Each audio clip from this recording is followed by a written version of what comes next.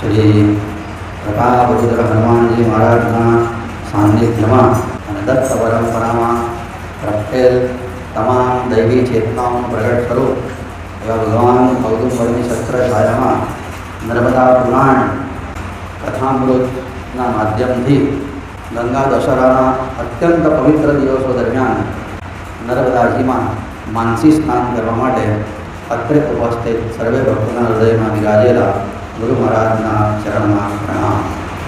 સબિંદુ સિંધુ શુષ્કરંગભંગરંગિતં વિષત્તુવાદજાતજાતકારિવારી સંયુતં કૃતાંતરૂઢકાલભૂતભીતિહારી વર્મદે સ્વકીયપાદપંકજં નમામિ દેવી નર્મદે પદંબુજેન દીનનેન દિવ્ય સંપ્રદાયકં તદૌમદૌદભારહારી સર્વદેવનાયકં સુમધ્યગચ્છનાગ્રચક્રચક્રવાકર્મદે સ્વકીયપાદપંકજં નમામિ દેવી નર્મદે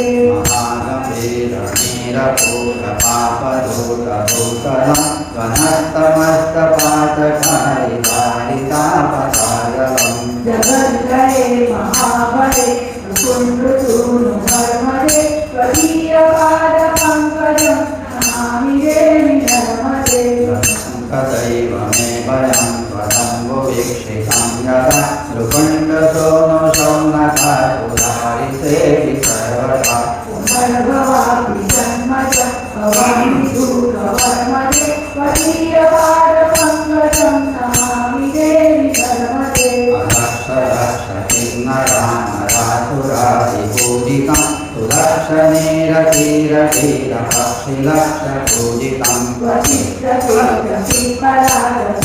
સ્વચિત્રકૂટપીપલાદસ્પર્ધમાદિકર્મદે સ્વકીયપાદપંકજં નમામિ દેવી નર્મદે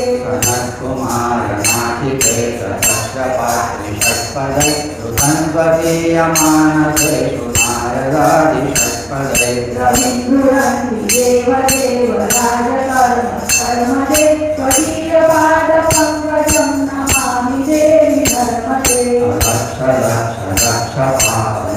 લક્ષલક્ષપાપલક્ષસારસાયુધં તતસ્તુ જીવજन्तु તन्तુ ભોક્તિમોક્તિદાયકम् વિરંતિ વિષ્ણુ શંકર સ્વકીયધામ કર્મદે સ્વકીયપાદપંકજં નમામિ દેવી નર્મદે અહોમૃतं સ્વनं શ્રુतं મહેશકેશજાતટે કિરાતસોતવાળવેષુ પંડિતેશકેનટે સુરતપાપસાપહારી સર્વજંતુ શર્મદે સ્વકીયપાદપંકજં નમામિ દેવી નર્મદે ઇદન્તુ નર્મદાષ્ટકં ત્રિપાદમેવ યે સદા પઠન્તિ તે નિરन्तરં નયન્તિ દુર્ગતિકદા સુલભ્યતે અદુર્લભ મહેશધામ ગૌરવ પુનર્ભવાનયાનવે વિલોકયન્તિ ગૌરવ પુનર્ભવાનયાનવે વિલોકયન્તિ ગૌરવં ત્વદીયપાદપંકજં નમામિ દેવી નર્મદે ત્વદીયપાદપંકજં નમામિ દેવી નર્મદે નર્મદાની જય. ત્રિપુટગિરિવાસિની નતજનાગસંહારિણી સુરાસુરનૃતારિણી દુરિતદુર્ગસંધારિણી ભવાભિભયહારિણી ભવલતાતનૂન્મૂલિની ભવાંગમમદારિણી વિભવદુઃખકારોનિધે તરંગતતિમંડિતે સુરનરાदिभिर्वन्दिते विहङ्गशतपूजिते अविजनैः सदा सेविते सुरङ्गमकराङ्किते खगमृगादिव्यग्रदे नमो मनसि जायिते सततमस्तुते नर्मदे सुरासुरविभोहिनी विपिनवाहिनी नर्मदा सदा नवनशोभिनी पतितपावनी नर्मदा करो कलुषभङ्गिनी नटकदायिनी नर्मदा सदा भवतु मे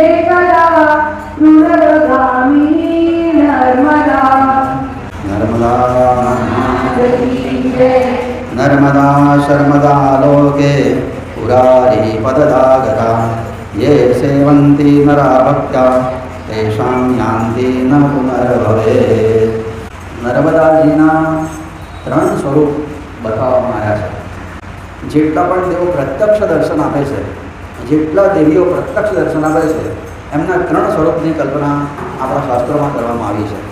નર્મદાજીના 3 સ્વરૂપ છે: આદિ દૈવિક, આદિ ભૌતિક અને આધ્યાત્મિક. આપણે જે નર્મદાજીના દર્શન કરીએ છીએ વહેતા પ્રવાહ સ્વરૂપે, એ સ્વરૂપને નર્મદાજીનું આદિ ભૌતિક સ્વરૂપ કહેવાય. ભૌતિક સ્વરૂપ એટલે જેના દર્શનનો અધિકાર પાપીને પણ છે, પુણ્યશાળીને પણ છે. કોઈ પણ એના દર્શન કરી શકે છે. એને ભગવાનનું નર્મદાજીનું આદિ ભૌતિક સ્વરૂપ કહેવાય.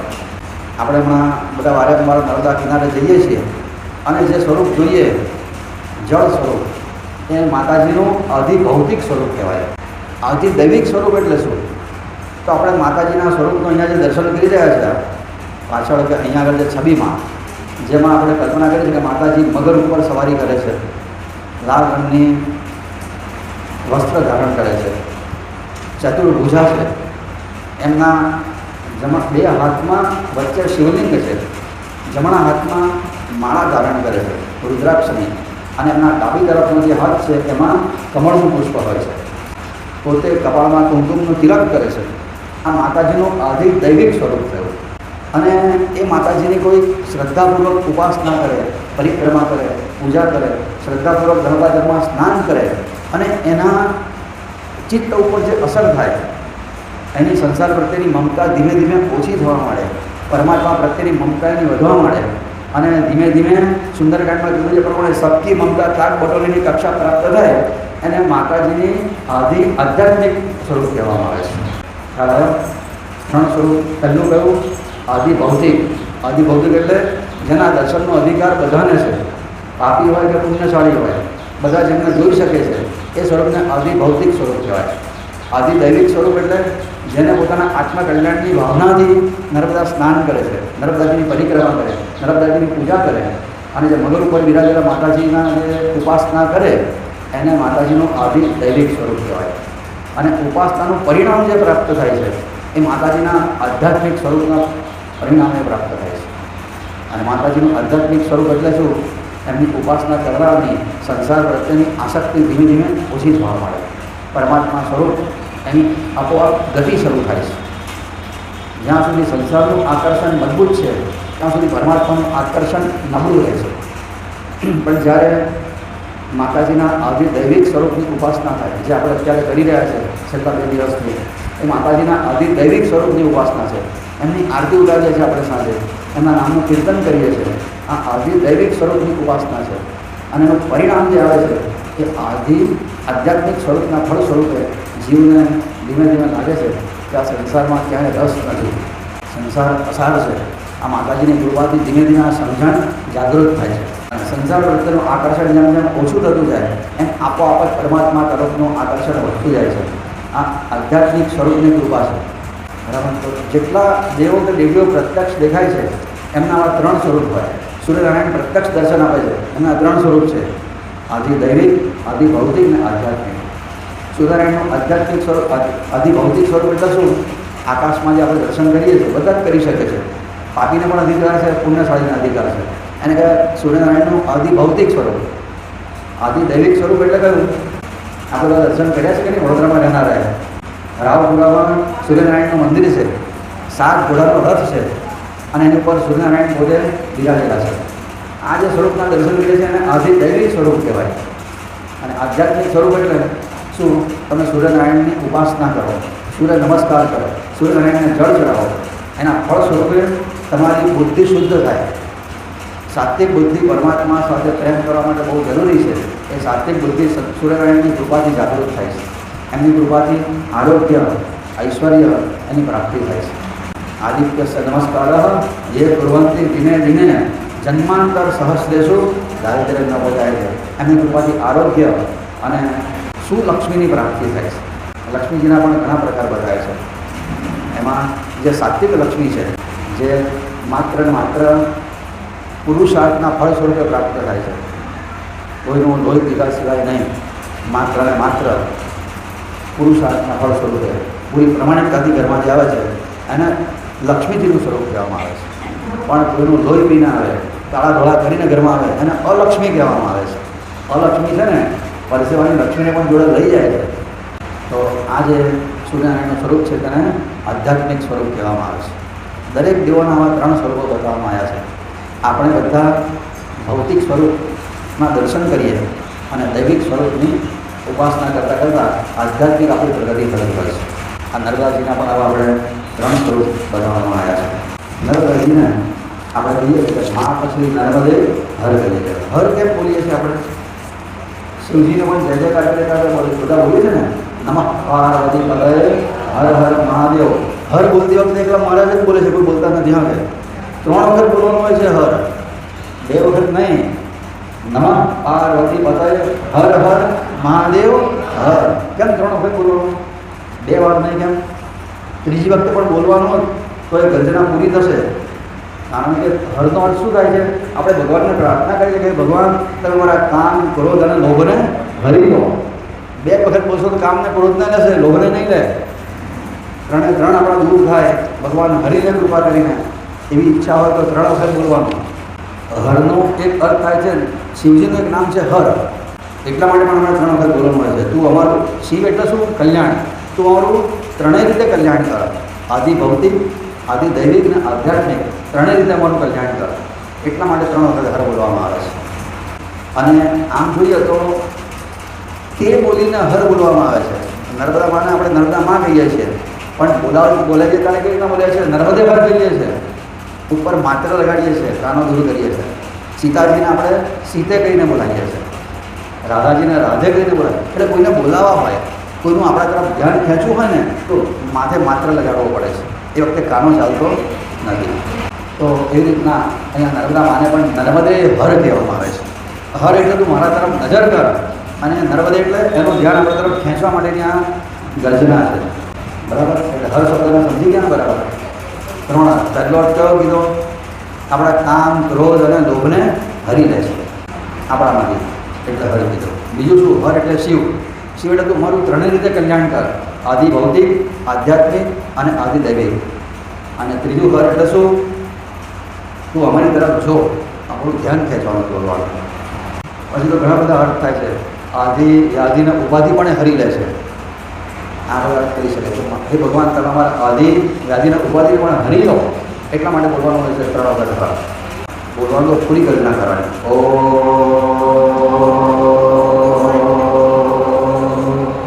નમઃ પાર્વતી પતયે હર હર મહાદેવ. અને છેલ્લા હર બોલ્યા પછી આપણે હાથ ઊંચા કેમ કરીએ છીએ ખબર છે? શરણાગતિનું પ્રતીક છે આ. પહેલાંના જમાનામાં જ્યારે રજવાડા હતા ને ત્યારે 2 રાજાઓ વખતે યુદ્ધો બહુ થતા હતા. 2 સેનાઓ સામે લડે, અને વખતે કોઈ સેનાના રાજાને એવું લાગે કે હવે આપણે હારવાના જ છે અને ખોટા સૈનિકોને મળવા દેવા નથી. એ વખતે હારી જનારો રાજા વિજેતા રાજાની શરણાગતિ સ્વીકારે ત્યારે પોતાના 2 હાથ ઊંચા કરતા હતા. એટલે સામેનો રાજા પછી હુમલો કરવાનો બંધ કરી દે અને પછી આગળની પ્રક્રિયા શરૂ થાય. ઘણીવાર ખબર છે, જેને શૂટ એટ સાઇટનો હુકમ આપવામાં આવ્યો હોય છે ને, એ બંદૂક લઈને સામે આવે ને ત્યારે શું બોલે ખબર? હેન્ડ્સ અપ, હાથ ઊંચા કરી દો, આવું બોલાય. ખબર છે? ઇંગ્લિશ પિક્ચરોમાં બતાવતા હતા, હેન્ડ્સ અપ, હાથ ઊંચો કરી દે એટલે પછી પેલો મારે નહીં. એવી રીતના ભગવાનની શરણાગતિ સ્વીકારીએ તો માયા આપણને મારે નહીં. એટલે માયાના મારથી બચવું હોય તો છેલ્લા આપણે શરણાગતિ, હેન્ડ્સ અપ, એનો ભાવ છે. એટલે આ ભગવાનના નામના ઉચ્ચાર પાછળ પણ ઘણા બધા રહસ્ય છુપાયેલા હોય છે. એમાં નર્મદા જે નામ આપણે બોલીએ છીએ ને, નર્મદા નામના ઘણા બધા અર્થ થાય છે. પહેલો અર્થ આપણે આ નામ, આ નદીને શિવજીએ પોતે આપેલું છે, એનું નામકરણ શિવજીએ કરેલું છે, એટલે એનું નામ છે નર્મદા. એણે દેવોને આનંદ આપ્યો. આ નદીએ શિવ પાર્વતીને પણ આનંદ આપેલો છે. એમનું પ્રાગટ્ય થયું ત્યારે બધા દેવો એમની પાછળ પડેલા કે અમને પ્રાપ્ત થાય એના માટે, અને નર્મદા એકદમ અદ્રશ્ય થઈ જાય. 1 કિલોમીટર 1 યોજન દૂર દેખાય. દેવો ત્યાં જાય તો ત્યાંથી અદ્રશ્ય થઈ જાય, 2 યોજન દૂર દેખાય. આવી રીતના સંતાકપુરી રમ્યા નર્મદામાં બધા દેવોની સાથે. શિવજીને પાર્વતી માતાને બહુ આનંદ આવ્યો, અને શિવજીએ પાર્વતી માતાને કીધું, જો તો ખરા દેવી, આ માતાજી કેવો બધા આપણને આનંદ આપી રહ્યા છે, માટે આપણે એનું નામ રાખ્યું નર્મદા, આનંદ આપનારી નર્મદા. આ નામ શિવજી આપેલું છે. બીજું એક એનો અર્થ એવો થાય, નર્મદા એટલે ન મૃતા ઇતિ નર્મદા. આ નર્મદાજીનો ક્યારેય નાશ થતો નથી, પ્રલય થાય તો પણ. સાત પ્રલય થઈ ગયા પણ હજુ નર્મદામાં અખંડ વહી રહ્યા છે. પહેલાં જ કલ્પના, પહેલાં જ મન્વંતરમાં નર્મદાજીનું પ્રાગટ્ય થયું છે અને ત્યારથી આજ સુધી ધરતી ઉપર અખંડ વહી રહ્યા છે. એટલે એમનું એક નામ છે નર્મદા. નાશ નહીં પામનારી એ નર્મદા છે. બીજો અર્થ પણ થાય કે નર્મદા એટલે નર વત્તા માદા. નર એટલે પુરુષ, માદા એટલે સ્ત્રી. આ સ્ત્રી પુરુષનું ઉભય સ્વરૂપ છે, એટલે સૃષ્ટિનું અધિષ્ઠાન છે. મૈથુની સૃષ્ટિનો આરંભ જે રીતના મનુને શત્રુપાથી થયો એવી રીતના આ મૈથુની સૃષ્ટિનો આધાર છે. માટે એમને નર્મદા કહેવામાં આવે છે. એક અર્થનો ઉદાહરણ એવો પણ થાય છે, જેને મદ નથી એ નર્મદા છે. એને તો મદ નથી પણ એની ઉપાસના કરનારનો મદને એ હરી લે છે. આપણામાં જે અભિમાન હોય છે, અહંકાર હોય છે, આ પોતે હરી લે છે નર્મદામાં. માટેનું નામ છે નર્મદા. મદ એટલે અહંકાર. આપણને ન મદી કરે, આપણને ન મદ બનાવી દેશે. ન મદ એટલે મદ વગરના, અહંકાર રહિત. અહંકાર રહિત કક્ષા એટલી ઊંચી કક્ષા છે. બાપજી તો ગ્રંથમાં લખ્યું છે, અહંકાર ક્ષય તે જ મોક્ષ. આટલું બાપજી લખ્યું છે ગ્રંથમાં. અને અહંકારનો નાશ કરવો હોય ભલભલા માટે ગાભા નીકળી જાય તો અઘરું કામ છે. અહંકાર છે એટલે આપણા શરીરમાં એને બેઠા છે. અહંકાર છે એટલે સુખ ભોગવાની ઈચ્છા થાય છે. અહંકાર છે એટલે દુઃખમાંથી છૂટવાની ઈચ્છા થાય છે. અહંકાર છે એટલે કોઈ ઈચ્છા જાગે છે. અને આ અહંકારનો નાશ નર્મદામાંની કૃપાથી થાય છે. એની કોઈ પણ રીતે ઉપાસના કરીએ, પૂજા કરીએ, સ્નાન કરીએ, વંદન કરીએ, પરિક્રમા કરીએ તો એની કૃપાથી આપણા મદને હરી લે છે અને આપણને મદ રહિત કરે છે, અહંકાર શૂન્ય બનાવે છે. માટેનું નામ છે નર્મદા. એની પરિક્રમા કરનારા જે નિષ્ઠાપૂર્વક પરિક્રમા કરી હોય ને એને તમે જોજો, એનામાં બીજા લોકો જેટલો અહંકાર નહીં દેખાય. કારણ કે પરિક્રમા દરમિયાન એવી અનેક ઘટનાઓ બને કે જે ઘટનાઓ દરમિયાન તમારે અહંકારને છોડવો જ પડે. કરોડપતિ માણસ પણ નર્મદા પરિક્રમા કરવા નીકળે ત્યારે કોઈના બહાને જઈને ઉભા રહીને કહેવું પડે, નર્મદે હા હોય તો કંઈક આપો. અન્ય ક્ષેત્રે ચાલતું હોય જઈને ઉભા રહેવું પડે. બેંકમાં 50 લાખ રૂપિયા તમારા ખાતામાં જમા હોય ને પણ ગામમાં એક દુકાન જ ના હોય, શું કરું 50 લાખ રૂપિયાને? એ વખતે તમારે નર્મદેવા કહીને ઉભા રહેવું પડે. આ નમ્રતા છે. આ ભિક્ષા માંગીને ભીખ માંગી એમાં બહુ ફેર છે. હા કે ભીખ માંગવી એટલે શું? હીન વૃત્તિ છે ભીખ માંગવી. અને ખરેખર તો તમને કહું, ભગવાનની પાસે બધા ભીખ જ માંગતા હોય છે. અધિકાર વગરની માગણી એને ભીખ કહેવાય અને અધિકાર સાથેની માગણી એને ભિક્ષા કહેવાય. પરિક્રમાવાસીનો અધિકાર છે માગવાનો, માટે એને કહેવાય છે ભિક્ષા. અને અધિકાર વગરની માગણી એને કહેવાય ભીખ. બાકી આપણા પ્રારબ્ધમાં હોય ને એના કરતાં વધારે ભગવાન આપણને આપ્યું છે, છતાં આપણે ભગવાનની પાસે માગીએ એ ભીખ છે. એટલે હમણાં એક મંદિરમાં એક સરસ વાક્ય લખેલું હતું કે મંદિરમાં જનારા ભગવાનની પાસે જઈને, શ્રીમંતો મંદિરમાં જઈને ભીખ માગે છે અને નિર્ધન મંદિરની બહાર રહીને ભીખ માગે, બાકી બધા ભીખ જ માંગનારા છે. એકવાર એવું થયું હતું કે બહુ શરૂઆતના દિવસોની વાત, બાપજી નારેશ્વરમાં હતા અને ભક્તોની અવર જવર શરૂ થઈ. પછી બસની શરૂઆત પછી મોડી થયેલી, એસટી બસ. તે એસટી બસ શરૂ થઈ ને એ વખતે એવું થયું હતું કે એ બસ બધા પેસેન્જરો, બસ આવીને મૂકાઈ જાય, બધા પેસેન્જરો વહી જાય, પછી એના ટાઈમ રહેવું પડે. એ વખતે ત્યાં એક જણ બારી પાસે ફરતો બેસતી બારીઓ પાસે ફરતો માગે કંઈક આપો કરીને આપનાર આપે ખરા. પણ બાપજીની નજીકના ભક્ત હતા ને એમને આ ગમ્યું નહીં કે અહીંયા પણ પાછું ભીખ માગવાનું શરૂ થઈ ગયું. એટલે વાણીએ, ડૉક્ટર વાણીએ બાપજીની પાસે જઈને તો બાપજી આ અહીંયા કંઈક ભીખ માંગનારો ભેદ્યો છે અને બસ આવે છે તાળમાં ફર્યા કરે છે, માગ કરે છે. બાપજી કંઈ ના બોલ્યા, આંખો બંધ કરીને બાપજી બેઠા રહ્યા. ઘણું બધું બાપજી બેઠા તો આંખો બંધ કરીને બેસતા હતા. આંખ બંધ કરવાથી છે ને આપણે આપણી જાત સાથે જોડાઈએ છીએ. આંખ બંધ કરીને એટલે ઇન્ટ્રોસ્પેક્શનની શરૂઆત થાય. આંખ બંધ કરીને બેસવાની બહુ જરૂર હોય છે, પણ ધ્યાન રાખવાનું કે આંખ બંધ કરીને બેઠા ત્યારે ઝોકા બહુ આવી જાય છે. હા કે એટલે આંખ બંધ કરતી વખતે સાવધાની રાખવાની. નર્મદા રેવા તીરે તપઃ કુર્યાત. નર્મદા કિનારે તપશ્ચર્યા કરવાથી બહુ જલ્દી સિદ્ધિ પ્રાપ્ત થાય છે. એટલે બધા સિદ્ધ પુરુષો નર્મદા કિનારે તપશ્ચર્યા કર્યા. આપણે પણ ભગવાન જ્યારે તક આપે, નર્મદા કિનારે કંઈ કાર્યક્રમનું આયોજન થાય કે કંઈ પણ ભક્તિ કરવાની તક મળે, જવાની તક મળે ને, જઈને ખૂબ ભક્તિ કરવી નર્મદા કિનારે. બાપજી પોતે ઘણીવાર છે ને સવારે નર્મદાજીએ જાય, બધા ભક્તો પણ જોડે હોય તો 2-3 વખત સ્નાન કરવા જતા નર્મદાજીએ. અને પછી અમને એ વખતે મોજ આવી જાય ને તો બધાને કહેવાય તમે જાઓ, હું મારી રીતે આવીશ. તો બધા પછી ઉપર જતા રહે અને બાપજી સવારથી સાંજ સુધી નર્મદાજીના દર્શન કરતા બેસી રહે. એટલે આપણે નવની આરતીમાં ગાય છે ને, રેવાની રપિપાસી સુરવર સુખહાસી નારેશ્વર વનવાસી સત્ય સંન્યાસી ઓમ જય જય રંગ ગુરો. રેવા નીર પીપાસી એ નર્મદાજીના જળનું પાન કરવા માટે બહુ આતુર રહેતા હતા. આ પત્ર બાપજીએ જે લખ્યો છે રણાપુરથી લખેલો છે. નારાયણ કે રણાપુર ગયા હતા, પોતાને જે મૂળી ખોઈને પોતાની ધર્મની બહેન માનતા હતા એની ઘેર ગયા હતા. ચૈત્ર મહિનાની અમાસના દિવસે આ પત્ર લખેલો છે. 28/4/1930ની સાલ. બાપજીનું શરીરની ઉંમર એ વખતે કેટલી હતી? 1930માં કેટલી હોય? 32 વર્ષની. 1898માં એમનું પ્રાઇવેટ ડે થયું. 32 વર્ષની ઉંમર હતી. એ વખતે લખે છે, ભાઈ મોદી, ખૂબ આનંદમાં છું. આ દરેક પત્રમાં આ વાત તો હોય જ. એમને આનંદ માટે લાઇટોની જરૂર નહોતી. નારેશ્વરમાં લાઇટો જ નહોતી. નદીથી પાણી ભરેલા પીવા મળે. વસ્ત્રોના ઠેકાણા નહીં, ખાવાના ઠેકાણા નહીં, પણ આનંદમાં. પેટનું ગાડું કંઈક ચીલે પડવા માંડેલું, ત્યાં તો પ્રારબ્ધે નવી ઉપાધિ ઊભી કરી છે. બરાબર સાંભળજો. લોકોએ આપણી નાહવાની ને પાણી ભરવાની જગ્યાએ શણ પલાળવા માંડ્યું. શણ એટલે કોથળા. ગામડિયા લોકો ત્યાં આવે ને કોથળા પલાળે અને ધ્યાન ત્યાં શું કરે, એટલે બધું પાણી ગંદુ થઈ જાય. નવાય નહીં ને પીવા માટે પણ પાણી ભરાય નહીં. ગઈ સાલ પણ 2 માસ એમણે ઉપાધિ કરેલી, તે આ સાલ પણ પહેલેથી સૂચના આપ્યા છતાં એમણે એમની આ કાર્ય છોડ્યું નથી. ઇનામદાર અહીંયા જ છે. ઇનામદાર એટલે ગામનો મુખ્યો. પણ એની ખુશામત કરીને એની મદદ માગવાનું મને ઠીક નહીં લાગવાથી મને એવો વિચાર આવ્યો કે નડિયાદ 2 મહિના હું જઈ આવું. ત્યાં સુધી અમને આ ઉપાધિ પછી દૂર થઈ જાય. 2 મહિના આ લોકોની ઉપાધિ ચાલે, શણ પલાળવાની ને હુકવવાની. નડિયાદ 2 માસ ગાળી દેવા એવો વિચાર કરી નર્મદા ઓળંગી રેતીમાં ચાલતો અહીં આવ્યો છું. કંઈ આવ્યો છે?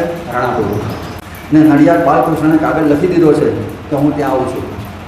પણ આજે એવો વિચાર આવે છે કે નર્મદા જળ પીવા મળે તો શરીરને ઠીક રહેશે. ઉપર શું લખ્યું? પેટનું ગાડું કંઈક ચીલે પડવા માંડેલું અને આ ઉપાધિ આવી. એ પેટનું બગડેલું ગાડું નર્મદા જળ પીવાથી સારું થશે.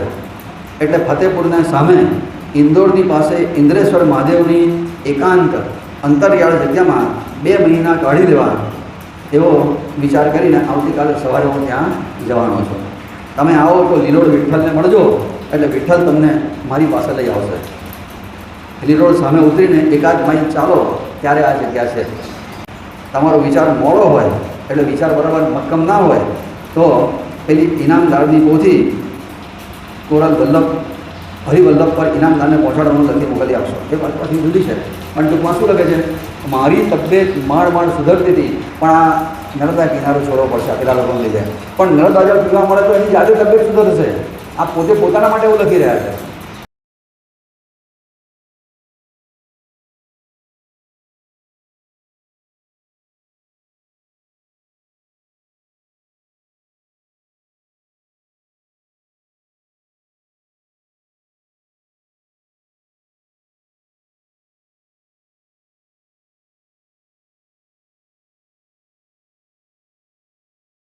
શું લખ્યું? એ નર્મદા જળ પીવા મળે તો શરીરને ઠીક રહે.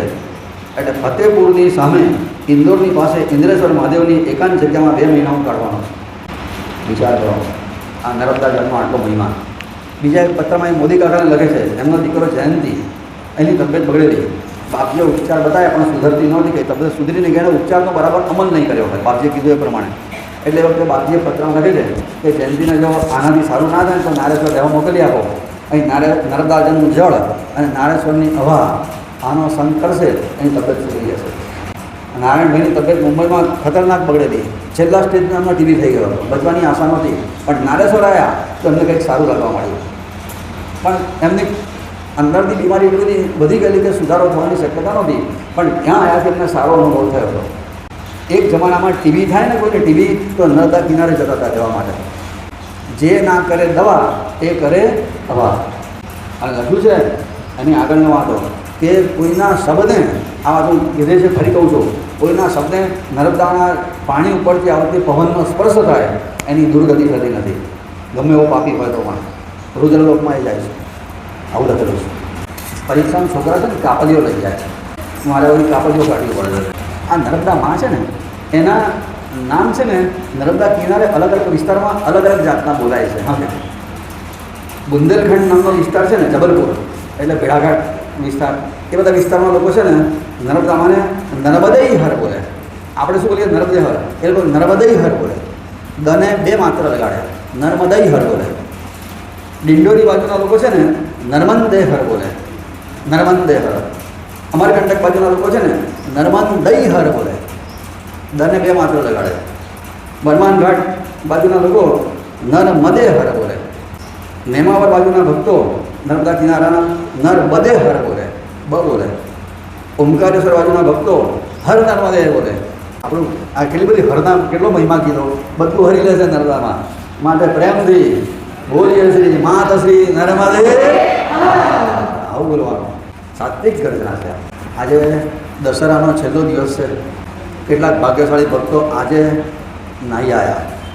10 દિવસમાં કેટલાક લોકો પહેલાં જઈ આવ્યા, પણ બાકી રહેલા અને નાહી આવેલા એ બધાએ ફરી એકવાર નાહવું છે. નાહી લઈએ છેલ્લો દિવસ તો કામ બાકી રાખીએ. વ્યાસજીએ કીધું છે ચાલો તો આપણે સ્નાન કરી લઈએ. બરાબર, હું બોલું છું પહેલાં બોલું છું ને. માત શ્રી ત્રિકુટે હર, માત શ્રી મહદે હર, માત શ્રી શ્રોણે હર, માત શ્રી સુરેશે હર, માત શ્રી કૃપે હર, માત શ્રી મંદાકિને હર, માત શ્રી મહાર્ણવે હર, માત શ્રી રેવે હર, માત શ્રી વિપાપે હર, માત શ્રી વિપાશે હર, માત શ્રી વિમલે હર, માત શ્રી કરવે હર, માત શ્રી રંજને હર, માત શ્રી વાયુવાહિને હર, માત શ્રી કૃતે હર. એવં યો વેત્તિ નામાની નિર્ગમંચ વિશેષતઃ સ યાતિ પાપનિર્મુક્તો રુદ્રલોકમ ન સંશયઃ. નર્મદા માતની જય. આ પાનની બધી વાતો થઈ ગઈ. આ રીતે લખેલું છે કે 15 નામનો આવી રીતના બોલીને ઉચ્ચાર કરે અને નર્મદા સ્નાનનું પુણ્ય પ્રાપ્ત થાય છે અને રુદ્રલોકમાં એનો વાસ થાય છે. સ્વામી મહારાજે નર્મદાજીની સ્તુતિ કરતા આરતી તો લખી, નર્મદા કિનારે આવી, પછી એક શ્લોક લખ્યો છે. 127માં અધ્યાયમાં શ્લોક આવે છે. એ શ્લોક કેટલાકને મોડે હશે પણ કરો, ના હોય તો સાંભળજો. ભવાન તકે એટલે ભવનો અંત કરનારી, હે માં અમારા તાપને હરી લે. તાપને હરી લે કે આધિ વ્યાધિને ઉપાધિને હરી લે. બરાબર, આ પહેલું. ભવાન તકે ભજન દેહી તાપમ મેં હર નર્મદે, મારા તાપને તું હરી લે. બીજામાં શું કહે છે? ભવાત્મકે, ભવ એટલે શિવ, અહીંયા આવ્યું કે ભવ એટલે શિવ. તો શિવ સ્વરૂપી એ નર્મદામાં તું શિવ સ્વરૂપિણી છે અને તું મારા પાપને હરી લે. વિચાર કરો કે અક્ષર બદલ્યાને આખો અર્થ બદલાઈ જાય. પહેલામાં શું આવ્યું? ભવાન તકે ભયન દેહી તાપમ મેં હર નર્મદે, અને પછી કે ભવાત્મકે એટલે શિવ સ્વરૂપ. ભવ એટલે શિવજી, એના સ્વરૂપ ધારણ કરનારી હે નર્મદામાં અમારા પાપને હરી લે. તો આપણે નર્મદા માને પ્રાર્થના કરી આવી. દશેરાનો દિવસ છે, ગંગા દશેરાનો. આ માતાજીના દર્શન કરતાં કરતાં બોલજો. બરાબર, આ સ્વરૂપ એમનું સાચું સ્વરૂપ છે, જે અહીંયા નર્મદા પુરાણમાં વર્ણન કર્યું છે. એવું નર્મદામાં ચતુર્ભુજ છે. જમણા હાથમાં માળા છે, ડાબા હાથમાં કમળ છે. એ કમળની ઉપર વસ્ત્ર છે એટલે કમળ દેખાતું નથી. અને બે હાથની વચ્ચે શિવલિંગ છે.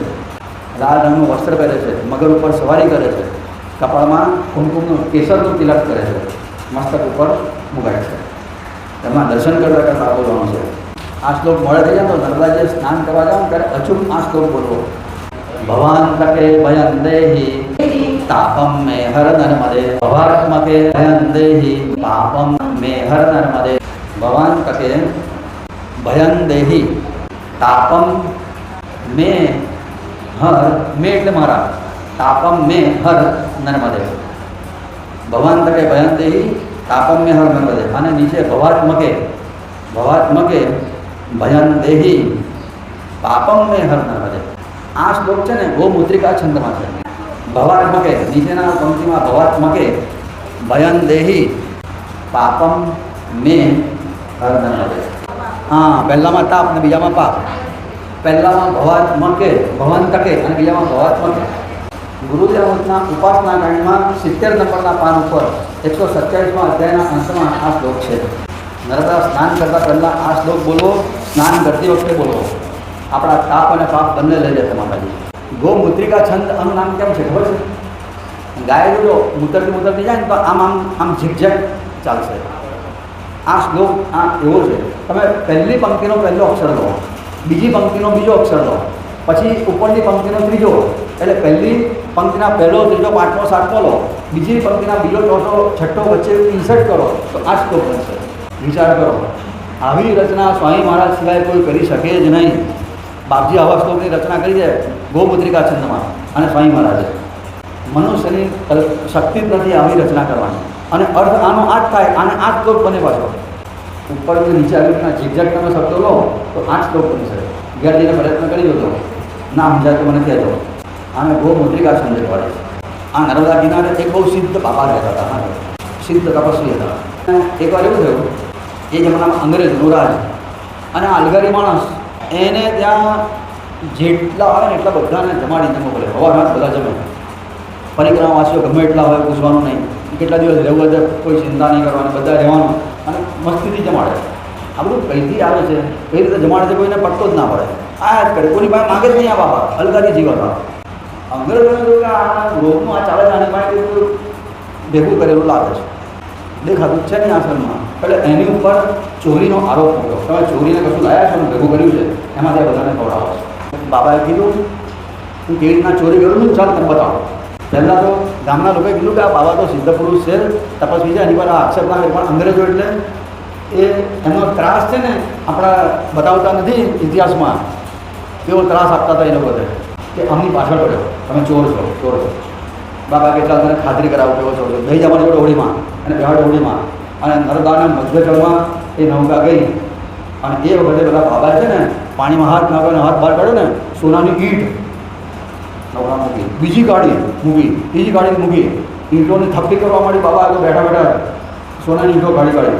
ઈંટોનું વજન એટલું બધું વધ્યું કે નૌકા ડૂબવા જેવી થઈ ગઈ. પેલો અંગ્રેજ ભરાયો, મારા બાપરે આ પાણીમાંથી સોનાની ઈંટો કાઢી શકતો, આનો હું ચોર કહું છું.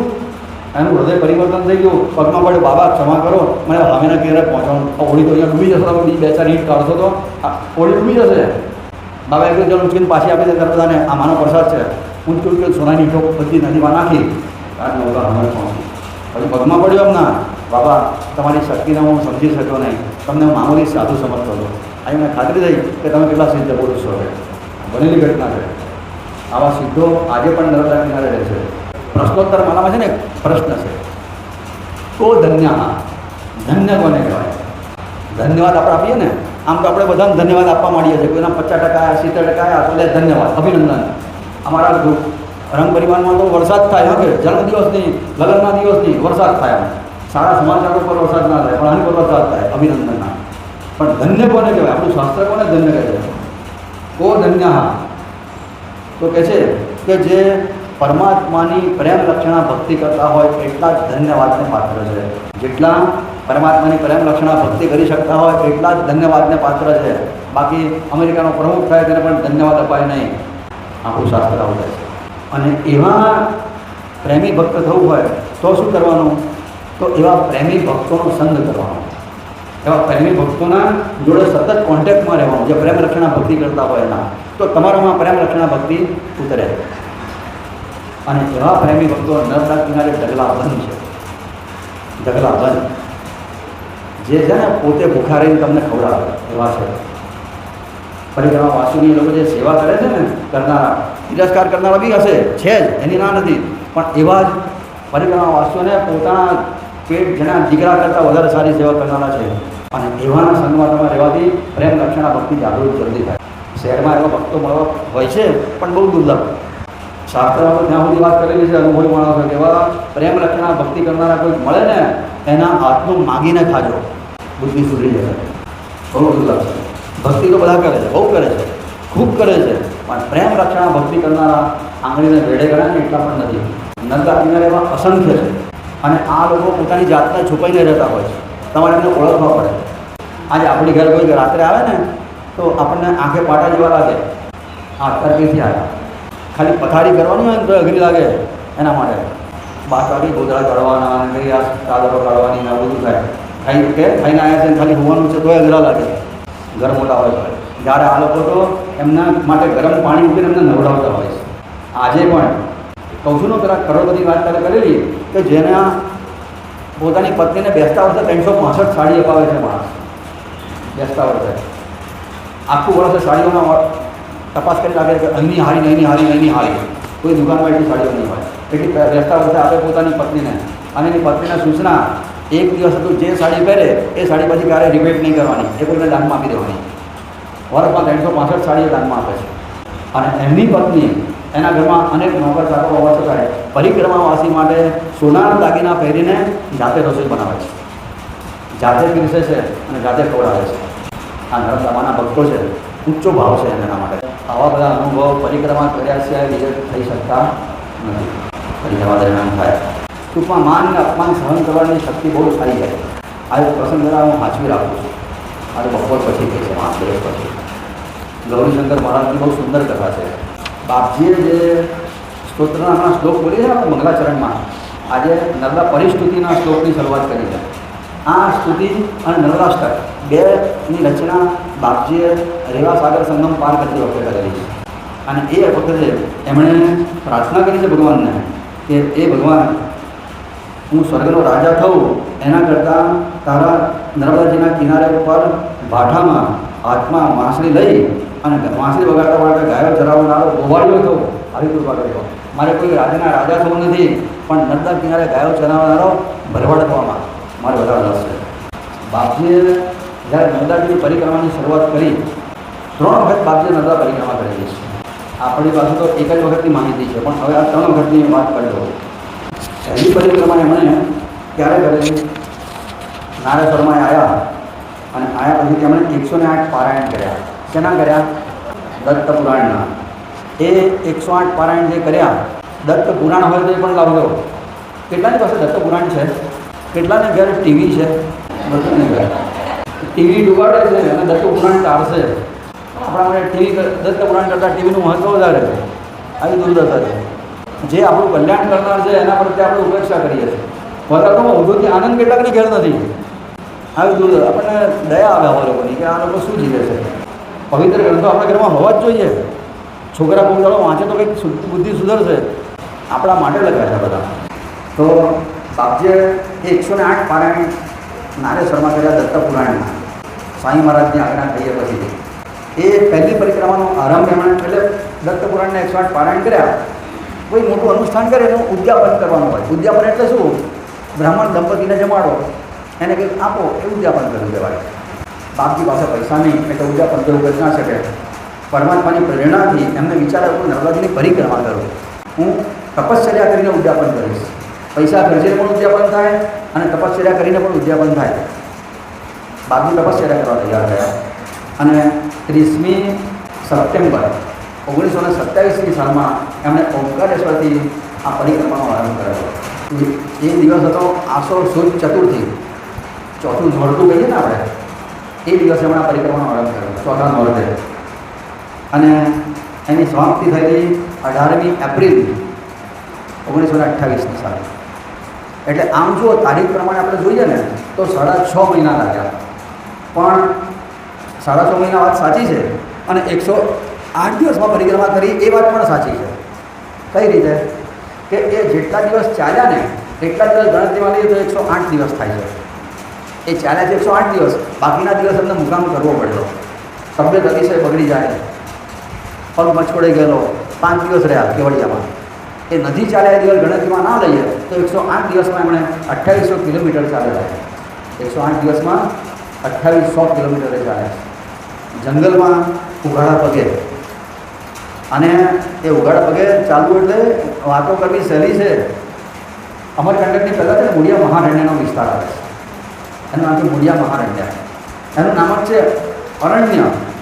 ત્યાં છે ને સોપારીના ફાચરા જોયા છે? સોપારીના ફાચરા આટલા હોય ને, એ જમીન પર પાથર્યા હોય ને એવું કેટલાય કિલોમીટર સુધી એવી જમીન છે.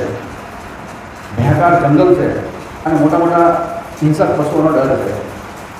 ત્યાંથી ચાલનાર, હવે તો બધા ચંબલ કરીને જાય છે એટલે ચિંતા નહીં, પણ એ જ માન બાપજીએ ઉઘાડા પગ પરિક્રમા કરીને પગમાંથી લોહીની ધાર નીકળી જાય.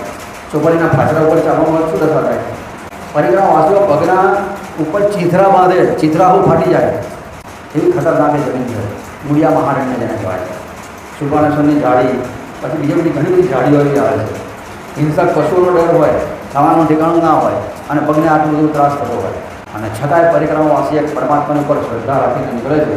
અને શ્રદ્ધા રાખીને નીકળે એની શ્રદ્ધા ક્યારેય નિષ્ફળ નથી જતી, બલકે શ્રદ્ધા વધે છે. પરિક્રમા પછી બાકી પત્રમાં લખે છે, આ પરિક્રમા કરવાથી મારો આત્મવિશ્વાસ હજારો ગણો વધ્યો છે. અને આત્મવિશ્વાસ વધે ને એ જ્યાં જાય ત્યાં એનો જય જયકાર નક્કી જ છે. આજે આપણો આત્મવિશ્વાસ બહુ કાચો હોય છે. બીજી પરિક્રમા એમણે 1930ની સાલમાં કરેલી. થયું કેવું કે પહેલી પરિક્રમા થઈ ગઈ ને પછી બાપજી સરખેજમાં એકવાર બેઠેલા અને જોડે ભક્તો બેઠેલા. ચુનીલાલ કરીને એક ભક્ત હતા, માસ્ટર ઋષિ બીજા એક હતા. એવા ઘણા બધા ભક્તો સરખેજના હરદલાલ મહાત્મા બધા બેઠેલા હતા. એ વખતે વાતમાંથી વાત નીકળી, એમાં ઋષિ ખરો ને એને આમ લહેરી માણસ જરા, શરીર જરા 100-150 કિલોનો થઈ ગયો હશે અને એવું લહેરી માણસ, ખાઈ પીને જલસા કરવાનો માણસ. એ વખતે વાતમાંથી વાત નીકળી ત્યારે એ ઋષિ એવું બોલ્યો કે બાપજી જો તમે અમારી જોડે આવતા હોય તો હું પરિક્રમા કરવા જાઉં. જો હવે તમે આવો ને તો હું પરિક્રમા કરવા જાઉં. બાપજી કે જો તું આવું ને તો ચાલ આપણે ફરી પરિક્રમા કરવા જઈએ.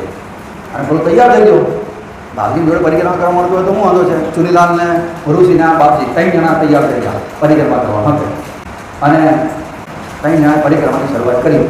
પહેલા દિવસે ચુનીલાલ કે જો બાપજી મારથી ભૂખ્યા જવાય નહીં, પેલા ખ્યામસિંહની જેમ ભૂખ્યા. અને મને છે ને શીરોપુરી બહુ ભાવે છે. બાપજી આ પરિક્રમામાં શીરોપુરી મળે? એટલે બાપજીએ કીધું જો આ નર્મદા માં છે ને જે માગે તે બધું આપેલી છે, તારે શીરોપુરી ખાવાનું તો રોજ શું કરવાનું? સવારે નર્મદા નાય ને પછી નર્મદા માને 2 હાથ જોડીને કહેવાનું, નર્મદે હર શીરોપુરી ધર ને તો ચાલ્યો ઘર. નર્મદે હર શીરોપુરી ધર ને તો ચાલ્યો ઘર. શું કે બાપજી આવું કહેવાય? હા કહેવાય કે જેમાં હું હતા આપણી માં છે, માની પાસે તો બધું બોલાય. અને ખરેખર બનેલી ઘટના આ ચુનીલાલ રોજ જે ખબર પડે ને નહીં કે માં આ ખુરશે ના કેમ શિરોપુરી ઘર નર્મદે ઘર એ તો ચાલે ઘર. અને ખરેખર જ્યાં મુકામ કાઢે શિરોપુરી મળે. સવારે ના છે શિરોપુરી થોડા દાડા શિરોપુરી ખા જ કર્યું હા કે. અને પછી એ કંટાળી ગયો. બાકી કે બાકી શિરોપુરી ખાઈને ધરાઈ ગયો. બાકી કે કાલથી પ્રાર્થના બંધ કરી દે. પછી પ્રાર્થના બંધ કરી ત્યારે શિરોપુરી બંધ થયા. નહીં તો એને શિરોપુરી વાઈ જ જાય એની પાસે. આ તો દૂરનું વચન છે, તો ઓર્ડિનરીનું થોડું છે. બાપજી કીધેલું ને બોલે ને એટલા હું પડતું હતું. પણ છતાંય બાપજીની જોડે છે અને તો સારામાં સારી રીતે પરિક્રમા થાય છે, ખાવાનું પણ મળે. ખ્યામસિંહને જલસા પડી ગયેલા, બધો પ્રસંગ જાણો છો એટલે કહેતો નથી. ખ્યામસિંહ બાપજીની જોડે થયેલો પરિક્રમા ખબર છે ને. બાપજીનો કેળા મુકામ તો ત્યાં આવ્યો અને કે મારા હું છે ને હારી ગયો છું પરિક્રમા કરતા, ખાવાનું મળતું નથી, પીવાનું મળતું નહીં અને હેરાન થઈ ગયું. મુકામના ઠેકાણા નથી થતા, રાત્રે ઉજાગરા થાય છે. ઘણી વાર તો ઢોર ઉદાય તે બાજુમાં હોવું પડે છે. આવું થાય હા કે ગાયો ભૂકે ને બાજુમાં હોવું પડે. એટલે ગાયોની બાજુ બધી મચ્છરો ઝીંગોટી બધી જે ઉડતી હોય ને તે આપણને બધો પ્રસાદ મળે. છાણ મૂતરની સુગંધ લેવી પડે અને કોઈ વખત ગાલીચા ઉપર હોવું પડે. કોઈ દિન ખાવે માન મલિદા, કોઈ દિન ફક્કમ ફક્કા હે. બંને અનુભવ થાય. દ્વંદ્વની ઉપર વિજય પ્રાપ્ત કરો તો પરિક્રમા શ્રેષ્ઠ દવા છે. અને એ પરિક્રમા દરમિયાન જ કદાચ બાપજી આ ભજન લખ્યું હશે. વાહ કોણ અમીરે દાસી તેરે ચરણો મેં, વાહ કોણ અમીરે. આવ્યું છે યાદ તો આટલી વાત જ કહી દઉં. એ બાપજીએ કહે છે એ ફકીરી જીવન છે, પણ ફકીરી જીવનની પાસે રાજાનું જીવન એના માટે તુચ્છ છે. એની અમે કોણ અમીરી? અમીરી તો તારા ચરણની દાસી છે આવા સાધુઓની. આ લોકો જે મોજમાં હોય છે ને એની મોજ જોવા જેવી હોય છે. કે એના માટે એ અનુસંધાનમાં એક કવિએ એક કવિતા પણ લખી છે. આપણે નિશાળમાં કવિતા ભણવામાં આવતી હતી. કોણે કીધું ગરીબ છીએ અને કોણે કીધું રાખ, કાં ભૂલી જા મંદિરે ઘોડા આપણા જુદા આંખ. થોડાક નદી સિક્કા પાસે થોડીક નદી નોટ, એમાં તે શું બગડી ગયું? એમાં તે શી ખોટ?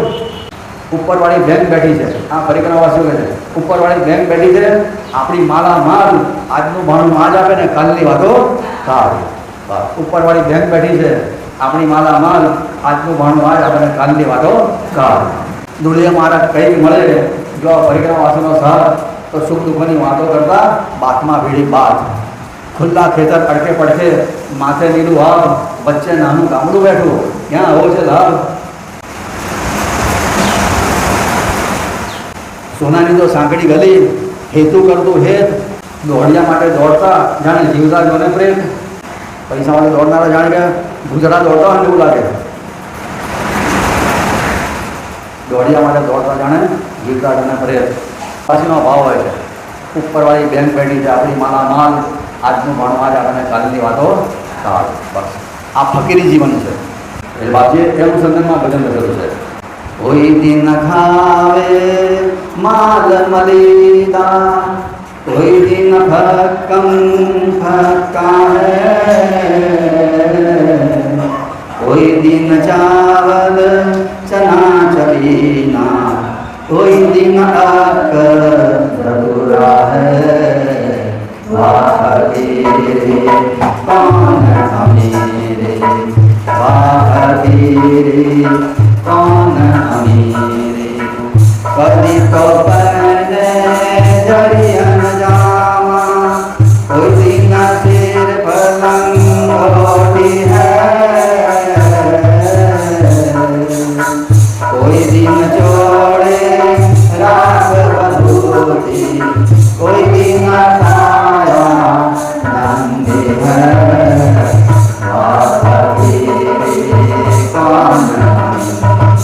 સારામાં સારું ખવડાવે તમને, તમારા માટે સ્પેશિયલ રસોઈ બનાવે રાત્રે જાગીને, ઘેર ના ખાતું હોય ને એવું ખવડાવે. આ લોકોને એકવાર એવું થયું ઈચ્છા થઈ હોય ભજીયા, એટલે આપણે ઘેર ખાવા ને અહીંયા ભજીયા પરિક્રમામાં ખાવા નથી મળે. આટલી જ વાત થયેલી હોય કે બે જણા આ જે મહારાજ છે ને નારદના પૂજારી એમની વાત કહું છું. ભરણે જાતે વાત ભજીયા મળે ને મજા આવે. સવારે 6:30 એ લોકો ચાલતા હતા ને, સવારે 6:30 જરાક આવી ગયા ને એક ભાઈ મળે, ઉભારો ઉભારો મારા બચ્ચા ખાઈ જાઓ. ખરેખર આવો જે માગો તે આપે જાઓ. તો જો માગે છો પાવે. કોઈ દિન ખાવે માર મલિદા, કોઈ દિન ભક્કમ ભક્કા હે. કોઈ દિવસ કશું ના મળે કે માગી માગીને થાકી જાઓ તો મારા આગળ જાઓ. અને એ વખતે એવું થાય કે આના કરતાં બિસ્તરા બાંધીને ઘર ભેગા થઈ જઈએ. આ બધું તો કયા કરે કથામાં આ બધું સાચું હોય એવું થઈ જાય. આ નરદાનજીની વાત પહેલે દળે નીકળ્યા ને નારે પરથી બેરિસ્ટર થયેલો માણસ, બૂટ પહેર્યા વગર કોઈ દિવસ અને જમીન ઉપર પગે નહીં મૂકેલા, ઘરમાં ચંપલ પહેરીને ફરતા સુધારાવાદી એ માણસ. અને પહેલી વાર ઘોડા પગે નીકળ્યો અને મુકામ કર્યો લીરોડમાં. છાપરા નીચે ઉપર છાપ પતરા, એ ખાન કોરડી વન અને છાપરો પર પેલા પક્ષીઓ આમ ચાલે ને આમ તડતર તડતર અવાજ આવે રાત્રે. અને ગભરામણ થાય એને થયું કે આ બધું છ પરિક્રમાની વાતો કહેતા હોય તારે હવે બસમાં બેન મુંબઈ જતો રહો. આવું કહેલું હોય વખતે પદયાત્રા કરો ને ત્યારે ખાસ આ વિચાર આવશે જ, નથી રાખતો. એક પણ પદયાત્રી કે પરિક્રમા છે જેના વિચાર ના આવ્યો હોય આ બધી મૂકવાને પીડા બધા ઘેર લહેર કરે છે, આપણે શું કરવા ઉપાધિ ઊભી કરવાની. આવું થાય. પણ થોડુંક જો તમે સહન કરો ને પછી તમને એનો આનંદ આવવાની શરૂઆત થાય છે. આ કેટલા વર્ષોથી નારાજ જવાનું થાય છે પણ શરૂઆતમાં તો થાય મકરપુરાની આજુ કે આ બધું આપણે શું બહુ ઘણું આવ્યું ઘેર જતા રહીએ. પણ જ્યાં બાયપાસ શરૂ થાય પછી બધા કે આવું સુખ કોના નસીબમાં હશે. કોઈ દિન ચાવલ ચણા ચબીના, કોઈ દિન અક્ક ધતુરા હોય, કોઈ દિન બેઠે મહલ જરોખા, કોઈ દિન મરઘટ રોતે કોઈ દિન શર વરી પાવાડી, કોઈ દિન જંગલ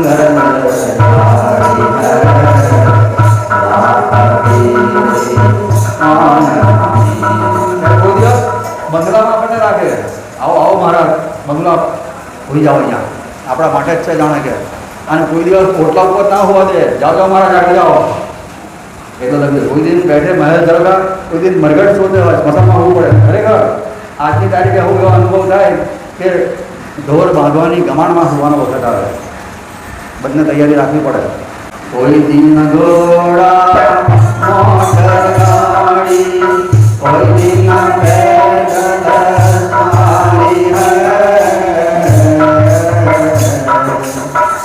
કોઈ દિન કોઈ દિન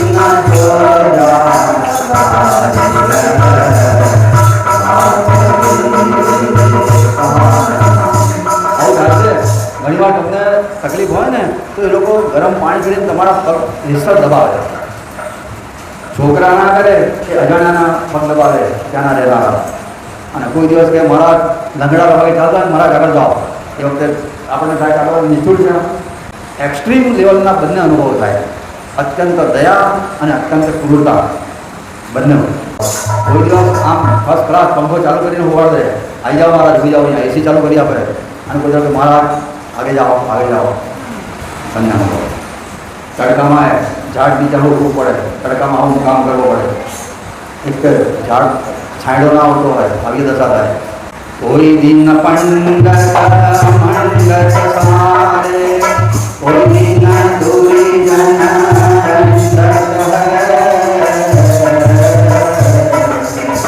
કોઈ દિન ગાવત નાદત નંદે, કોઈ દિન દુઃખ કરી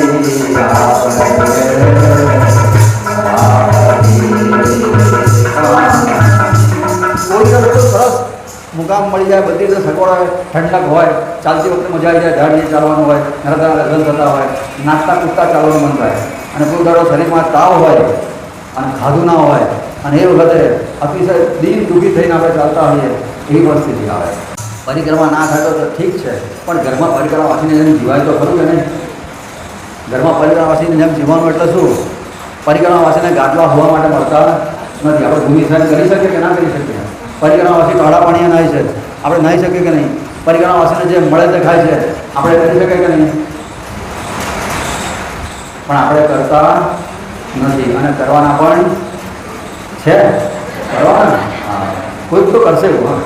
જે આવ્યું તે થાળીમાં ખાઈ દેવાનું, કહેવાનું નહીં કે હવે આ કેરીઓ જવાની છે, રસ કાઢજો હોવાના ભાઈ, હવે બોલવાનું નહીં.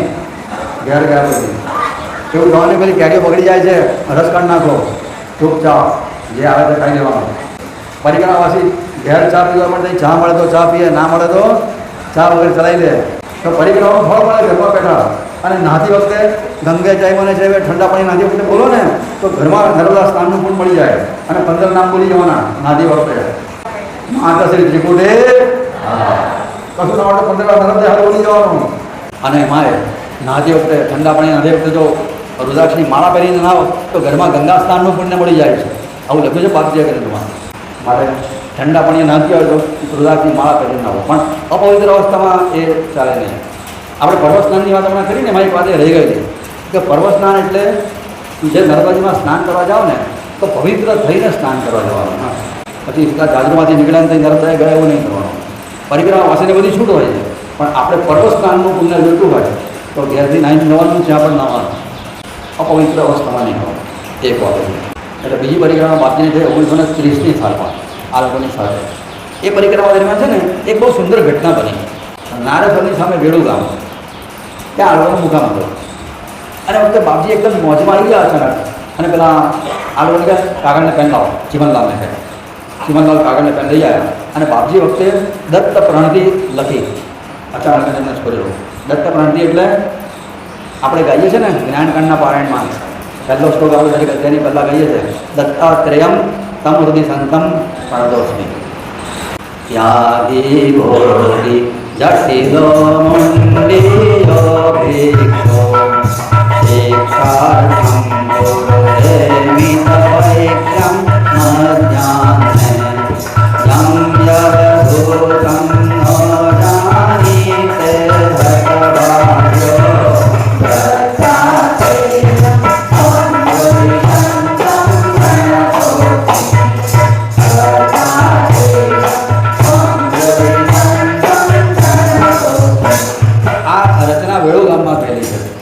પછી બાપજી વખતે ઋષિને કીધું, ઋષિ આ પરિક્રમા પૂરી થાય ને પછી આપણે છપાવવાનું છે અને બધાને આપવાનું છે, હાજરી રાખજે કાગળિયા. એટલે પેલા કાગળિયા 3 પાનમાં એ લખેલી, 3 પાન થયેલા વખતે, અને પેલા હાજરી રાખ્યો. પછી પરિક્રમા તો લોકો ઓમકારેશ્વરથી શરૂ કરી છે. વેડુગામથી રેવતી સાગર સમીન ગયા, ત્યાંથી આખો ઉત્તર કિનારો ચાલ્યા, અમરકંટકથી ફરી વાર દક્ષિણ તટે આવ્યા, અને ત્યાંથી ઓમકારેશ્વર આવ્યા. પરિક્રમા પૂરી કરી પછી સમાપ્તિ કરી. પછીથી થોડા વખત ત્યાં છપાવવાની વાત શરૂ થઈ. એ વખતે પેલા પુરુષ ચીપનલાલ કાગળિયા હોતો કે બાપજીએ પેલા ફણસી લખેલી વેડુગામમાં લખાઈ શકે છે કાગળિયા, ખ્યાલ ખંભો છે તો કાગળિયા મળે જ નહીં. ગભરી જાય હો મારા બાપજીને કેમનું કહેવું. બાપજીએ ખાસ કીધું વાંચીને રાખજો, અને એ જો ખોવાઈ ગયા દબા કાલે મારા બાપજી પૂછે પેલું છાપા આપ્યું, અને પેલા ચીમનલાલે કહેવું પડે બાપજી બધા કાગળિયા ખોવાઈ ગયા છે, વચ્ચેનું કાગળિયું મળતું નથી, પહેલું ત્રીજું છે. આ તો 2 પાના ખોઈ ગયા છે, એકાદ કંઈક છે આવું કીધું એણે. બાપજી કહે હારું કાગળને પેન લાવો. એ વેળુ ગામમાં એ પ્રણતિ લખેલી એ વાતને કેટલા મહિનાઓ થઈ ગયેલા, એકાદ 2 વર્ષ કદાચ થઈ ગયા ત્યાર પછીની વાત. બાપજીએ ફરી કાગળ પેન લીધા, 21 શ્લોક લખ્યા હતા ફરી પાછા. કેટલા વર્ષ પહેલાં એ રચના થઈ ગઈ, એ રચના અત્યારે ફરી કરીએ અને પેલું છપાવ પેલું છપાયું. પછી પેલા કાગળિયા મળ્યા ખોઈ ગયેલા 3 અને જોયું ને તો વેળુ ગામમાં લખેલા 21 શ્લોક અને હમણાં નારેશ્વરમાં લખ્યા, સરખેજમાં લખ્યા પેલા 21 શ્લોક, એક કાનો માત્રનો ફેરફાર નહીં, કાનો માત્રનો ફેરફાર નહીં. કેટલી ભયંકર યાદશક્તિ હશે બાપજીની, કલ્પના તો કરો. એટલે પ્રણતિની રચના નર્મદા કિનારે વેળુ ગામમાં આવી રચના થઈ. આપણે આજે કોઈને કાગળ લખ્યો હોય ને, આવતીકાલે ફરી લખવાનો તો કશું યાદ ના આવે. અને આ તો કાનો માત્રનો ફેરફાર નહીં. એમની રચના એક જ વખત જે હોય ને અલ્ટિમેટ જ હોય દરેક રચના. 10 બાવનીમાં પંક્તિ ઓછી કરવા ગયા તો પંક્તિ ઓછી કરું, શબ્દ કે અક્ષર ઓછો ના કરી શકાય. જે થાય તે you live once but such that once is enough. આ વધુ જીવન છે. You live only once but such that once is enough. એક ત્રીજી વાત. ત્રીજી પરિક્રમાને ખંડ પરિક્રમા કરી છે. ખંડ પરિક્રમા એટલે ટુકડે ટુકડે. ધારો કે નારાશ્વરથી નીકળ્યા, ગરુડેશ્વર ગયા, પછી ત્યાંથી પાછા અવતર્યા, પછી ગરુડેશ્વરથી શરૂ કર્યું, ચિખલદા ગયા, ત્યાંથી પાછા આવ્યા, ચિખલદાથી ગયા. એવી રીતના ટુકડે ટુકડે કરીને આખી પરિક્રમા પૂરી કરે એને ખંડ પરિક્રમા કહેવાય. આ પરિક્રમા પણ ઓથેન્ટિક છે, શાસ્ત્ર સંમત છે. પરિક્રમાના ઘણા પ્રકાર છે. જે એક જ જાત કે બધી પૂરી કરે ને એને તો પરિક્રમા કહેવાય, પણ આવી ખંડ પરિક્રમા પણ થાય છે. બીજી પરિક્રમા છે ને એને હનુમાન પરિક્રમા કહેવાય. હનુમાનજીની જેવી પરિક્રમા. હનુમાન પરિક્રમા એટલે શું? પરિક્રમાવાસી નર્મદા ઓળંગી શકે નહીં, પણ હનુમાન પરિક્રમા કરનારો સામેના કિનારે હોવું જાય. આ કિનારે કશું ના મળે, સામે કંઈક વેચાતું હોય, સદાવર ચાલતું હોય તો ઓળી બહેન સામે જઈને ખાઈ આવે, પાછું બાજુ આવી જાય. એને હનુમાન પરિક્રમા કહેવાય. એને લાગે કે સામેના કિનારે રાધાનું સારું છે ને અહીંયા કશું નથી, રાત્રે થઈ જાય ભોજન પાછું સવારે અહીંથી ચાલવા માંડે. એને હનુમાન પરિક્રમા કહેવાય. હનુમાન પરિક્રમા. જલેરી પરિક્રમા પણ થાય. જલેરી પરિક્રમા એટલે શું કે અમરકંટકથી દરિયે જાઓ, પાછા દરિયેથી અમરકંટક ઊંધા જાઓ, સામ સામે એટલે બંને કિનારે નહીં, ઉત્તર કિનારે તો ઉત્તર કિનારે જ આવજા કરે, દક્ષિણ તો દક્ષિણ કિનારે આવજા કરે. એને કહેવાય જલેરી પરિક્રમા. જલેરી અને એક પરિક્રમા છે એને કહેવાય છે ખડિયા પલટનની પરિક્રમા. ખડિયા પલટન એટલે પત્નીને બાળકો હાથે નીકળ્યા હોય અને કોઈ જગ્યાએથી મળતું હોય, કાલે વાત કરી હતી ને પ્રમાણે ઠંડા પેલો જાય, દાળ ચોખા ગોળ ઘી બધું મળતું હોય ને ત્યાં જાય. પેલા પૂછે કિતની મૂર્તિ है, સદાવર કાઢો તો થોડું ચેકિંગ કરવા કે આધાર કાર્ડ બતાવો, કે 5 મૂર્તિ है એટલે 5 જણનું આપે. પછી એની પત્ની જાય 5 મૂર્તિ है, એનો છોકરો જાય 5 મૂર્તિ है, 5 જણા 5 જણનું લઈ 25 જણનું ભેગું કરે બીજા ગામે જઈને વેચી આવે. એ પૈસા મળે એટલે પાછા બસમાં બેસીને પાછા આગળ હોઈ જાય. બસમાં બે, જીપમાં બે, વાહનમાં બે અને પગે હોઈ ચાલે. આને કહેવાય ખડિયા પલટન. એ પરિક્રમા એ ફરિયાદ કરે નર્મદા કિનારે. હા, અને કોઈ હારો મુકાવો તો તે મહિનો ગાડી હોવું નાખે. પેલા કહે મહારાજ આગળ જાઓ તારે જ આગળ જાય, ત્યાં સુધી જવાનું નામ જ ના રહે. અઠે દ્વારકાધીશ. પણ જેને પ્રકૃતિ પ્રત્યે આકર્ષણ છે, જેને ખરેખર પ્રકૃતિને વાંચતા આવડે છે, એના માટે પરિક્રમા સૌથી શ્રેષ્ઠ છે. આજે આપણને છે ને પ્રકૃતિ પ્રત્યે સહેજે આકર્ષણ જ નથી, બહુ દયાજનક સ્થિતિ છે. આના માટે ગુણવંત સાહેબ બહુ કડક શબ્દોમાં લખેલું છે. એને એક આર્ટિકલમાં એને વાત લખેલી છે. એમણે ગુણવંત સાહેબે ખબર છે, આપણા વડોદરાના બહુ મોટા ચિંતક છે. એમણે લખ્યું છે કે કેટલાક લોકોને પ્રકૃતિ પ્રત્યે જ્યારે આકર્ષણ જ નથી હોતું. એ લોકો આવા નર્મદાજીના કિનારો પર ચાલતા હોય ને તો એ જાણે MG રોડ ઉપર ફૂટપાથ પર ચાલતા હોય ને એવી રીતના બિલકુલ નિરસ અરસિક થઈને ચાલતા હોય. અરે આટલું સરસ દ્રશ્ય છે, નજારો છે, આપણને જોઈને આનંદ કેમ ના થાય? પણ જ્યારે MG રોડ ઉપર પેલા ફૂટપાથ પર ચાલતા હોય ને એવી રીતના એમ ચાલતા હોય, નીચું જોઈને કે આજુબાજુ જોઈને આમ. આ અરસિક માણસો જેવા શાપિત માણસો આ ધરતી પર બીજા કોઈ નહીં. અરસિકતા એ શાપ છે, શાપિત શબ્દ વાપરે છે. બાકી કેટલું સુંદર દ્રશ્ય છે નર્મદા કિનારામાં, પણ એના માટે દ્રષ્ટિ જોઈએ.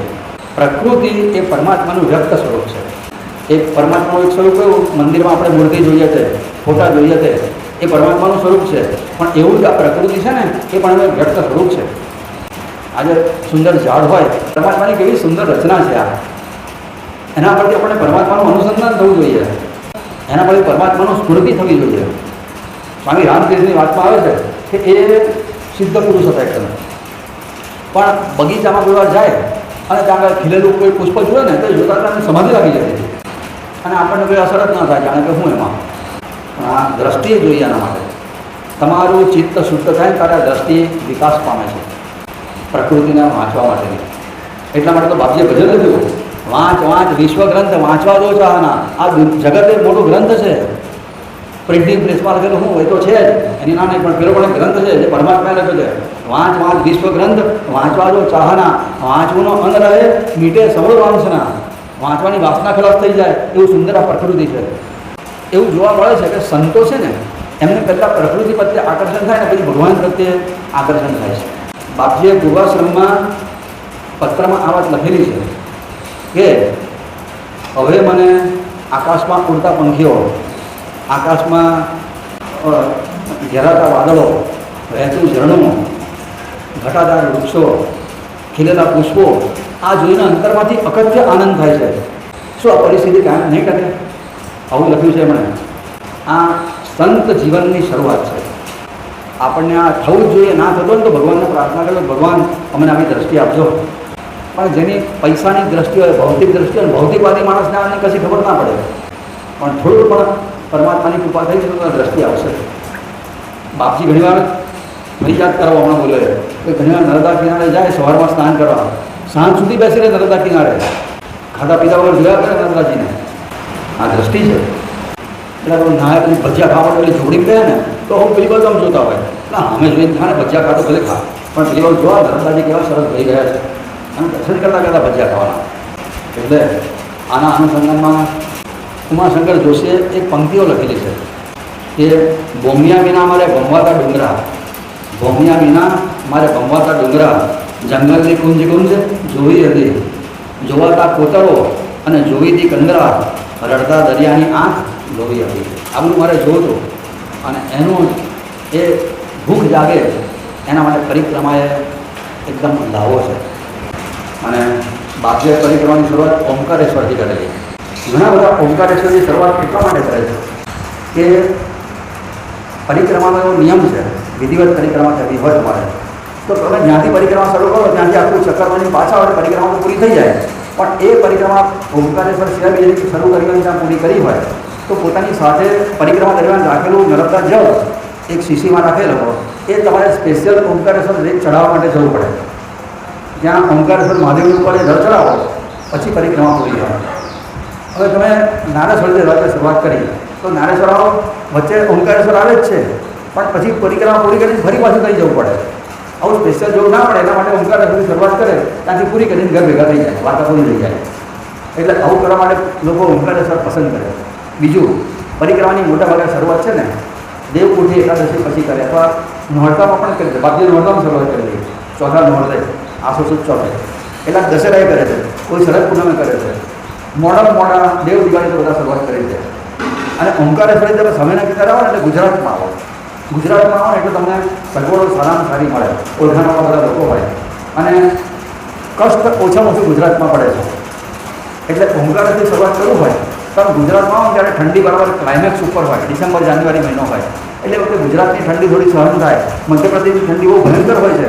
અમારા કંડક પર છે ને 3500 ફૂટની હાઇટ છે એની, એ પર્વતની હાઇટ કરી 3500 ફૂટ. ત્યાં ચોમાસામાં શિયાળામાં આજે પણ બરફ જામે છે ત્યાં આગળ અમારી કંડક ઉપર, બહુ ઠંડી પડે. એની હાઇટ છે 3500 ફૂટ સમુદ્રના લેવલથી. આબુની હાઇટ કેટલી છે ખબર છે? 5600 ફૂટ. બદ્રીનારાયણની હાઇટ છે 10,000 ફૂટ. કેદારનાથની હાઇટ છે 11,000 ફૂટ અને અમરનાથની હાઇટ છે 15,000 ફૂટ. બહુ ઠંડી પડે એટલે પરિક્રમાવાસી મોટે ભાગે શિયાળાના આરંભમાં અથવા શિયાળાના અંતમાં ત્યાં જવાનું થાય ને એવી રીતના સેટિંગ કરે. ઓમકારેશ્વરી શરૂઆત કરો તો એ તમને લાભ પડી જાય કે ગુજરાત પૂરો થતાં સુધીમાં ઠંડી પૂરી થઈ જાય અને ફેબ્રુઆરી મહિનો લગભગ શરૂ થઈ ગયો વસંત ઋતુ. એ વખતે તમે મધ્યપ્રદેશમાં પસાર કરી દો એટલે સહેલાઈથી બધું પૂરું થઈ જાય કામ. એટલે ઓમકારેશ્વર એટલે એ લોકો પસંદ કરતા હોય છે. યુધિષ્ઠિર મહારાજે પ્રશ્ન પૂછે છે કે આ ઓમકારેશ્વરનો મહિમા જાણવાની ઈચ્છા છે. તો ઓમકારેશ્વરનો મહિમા આપણે જાણીએ જ છીએ કે એની કથા રંગલીલા રૂપમાં આવે છે, આપણે બધા જાણીએ છીએ ને. કહ્યું કે આ વિંધ્યાચલ પર્વત કહેવાય અને નારદજી એકવાર તો અહીંયા આગળ આવેલા અને વિંધ્યાચળ આપણે ભલે એનું ભૌતિક સ્વરૂપ આદિ ભૌતિક સ્વરૂપ પર્વતનું છે, ડુંગરનું. આદિ દૈવિક સ્વરૂપ એ વિંધ્યાચળ દેવ છે. તો એ પ્રગટ થયો ત્યાં. નારદજી આવ્યા એટલે સ્વાગત કર્યું અને નારદજીને પોતાની બધી વનરાજી બતાવી કે જો અહીંયા આવી રીતના આ બધું ઉગે છે, બધું બતાવ્યું. નારદજીને પૂછ્યું કેવું લાગ્યું તમને? નારદજી કે બહુ સરસ, તારા પર જે વનરાજી છે, જે વનસ્પતિ છે, હવે તો હિમાલયમાં નથી જોઈ. અને ખરેખર આજે પણ અમરકંટકના વિસ્તારમાં એવી વનસ્પતિ થાય છે જે ખાનારો અમર થઈ જાય, અમર ભલે ના થાય, ટૂંકમાં એને લાભ થાય એટલે એનું નામ પડશે અમરકંટક. નારદજી બહુ પ્રસન્ન થયા, સારી પર વનરાજી તો બહુ સરસ છે, પણ જ્યાં પણ આવે એટલે સમજવું કે હવે કંઈક ના સાંભળવાનું સાંભળવું પડશે. એટલે વખતે વિંધ્યાચળ પૂછ્યું શું પણ એટલે શું જે હોય કોને? ત્યારે નારદજી કીધું તારું બધું ખરું પણ તું ભટકો બહુ છે ભાઈ. મેરુ પર્વત જેવો નહીં, આબુ જેવો નહીં, ના 3500 ફૂટનો જ છે. જ્યારે બીજા પર્વતો કેવો ઊંચા ઊંચા છે, તું આવો લઈ ગયો એટલે બધા કીધું મારે ઊંચા થવું છે તો શું કરું? ના જે કીધું તું તપશ્ચર્યા કરે, તપશ્ચર્યા કરે અને શિવજી પ્રસન્ન થાય તો તને ઊંચા થવાનું વરદાન પ્રાપ્ત થાય. અને એ વિંધ્યાચળે એ જ જગ્યાએ તપશ્ચર્યા કરી, શિવજી પ્રસન્ન થયા. શું જોઈએ છે? કારણ કે મારે તો એટલું જોઈએ છે કે આ બધા મને પટકોવટ કરીને કરતાં તમે કૃપા કરો, હું ધારું તે થાય. ધારું તે થાય એટલે મને ઈચ્છા થાય કે મારે ઊંચા થવું છે તો હમ કરું, જેટલો હું કરું એટલો ઊંચો થતો જવું. સાયકલમાં હવા ભરે તો પંપ પડે એવી રીતના જેટલી હું ઈચ્છા કરું એટલો ઊંચો થઈ જાઉં. શિવજીએ કીધું તથાસ્તુ જા, આશીર્વાદ કરે. તથાસ્તુ કીધું પણ કીધું સાથે કે જો તને વરદાન તો આપું છું પણ યાદ રાખજે કે તને આ વરદાનનો દુરુપયોગ ના કરીશ, લોકો દુઃખી ના થાય એવી રીતના વરદાનનો સદુપયોગ કરજે. વિંધ્યાચળ સારું. અને પછી આપણે બધા જાણીએ છીએ પછી ઊંચો થવા માંડ્યો એટલે બધો ઊંચો થયો કે આ બાજુ અંધારું થઈ ગયું. ગુજરાત આ બધું પશ્ચિમ ભારતમાં બધે ભરી જાય સ્થિતિ થઈ ગઈ. અહીં બધા દેવો અગસ્ત્ય ઋષિ પાસે ગયા, એમને કહ્યું તમે આવો, આ તમારો શિષ્ય છે, એને તમે નીચે પાડો, નીચે પડેલું કરો. અને અગસ્ત્ય ઋષિ ત્યાં આગળ આવ્યા નર્મદા કિનારે અને વિંધ્યાચળને સાષ્ટાંગ દંડવત પ્રણામ કર્યા, પોતાના ગુરુદેવ આવ્યા એટલે. અગસ્ત્ય ઋષિએ માથા પર અસર આગળ કીધું હવે તું આવો નમેલો જ રહેજે, હું દક્ષિણમાં જઉં છું, પાછો ના આવો ને ત્યાં સુધી આવો રહેજે. તો વિંધ્યાચળ નમેલો રહ્યો છે, આજે પણ નમેલો જ છે, ઊંચો થતો જ નથી, પણ છતાં એની હાઈટ 3500 ફૂટ તો છે જ એ. અને ત્યાંથીનું નામ પડ્યું અગસ્ત્યના વાયદા. અગસ્ત્ય દક્ષિણમાં ગયા એટલે કે હવે પાછા આવ્યા જ નહીં.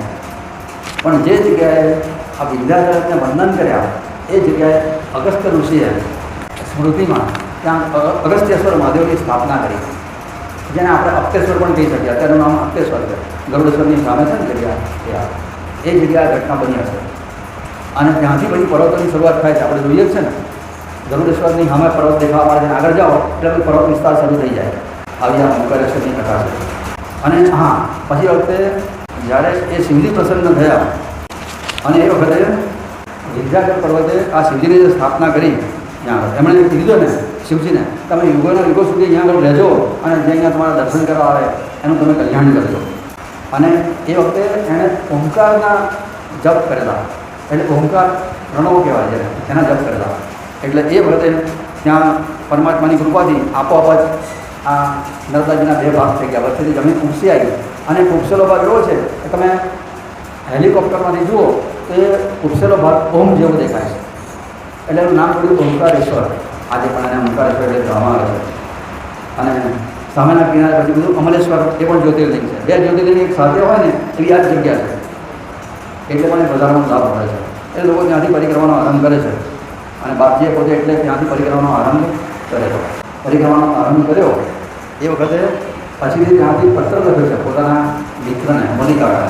અને પત્રમાં એ વખતે લખે છે આસો સુદ ચતુર્થી બપોરે 4 વાગે ગુરુવારના દિવસે સાંજે 4 વાગે પરિક્રમાનો આરંભ કર્યો. ઓમકારેશ્વરથી નીકળ્યો અને માળ 40-45 કિલોમીટર ચાલ્યો હોઈશ. અને પ્રીતમદાસે દેખો દીધો. પ્રીતમદાસ એટલે તાવ. પહેલા જ દિવસે અમને તાવ આવેલો. પરિક્રમા શરૂ કરી ત્યાંથી પરિક્રમા પૂરી કરતા સુધી લગભગ 4 દિન રોજ આવતો હતો. એટલું ઝડપથી ચાલતા હતા ને કે એમનું શરીર તપી જાય.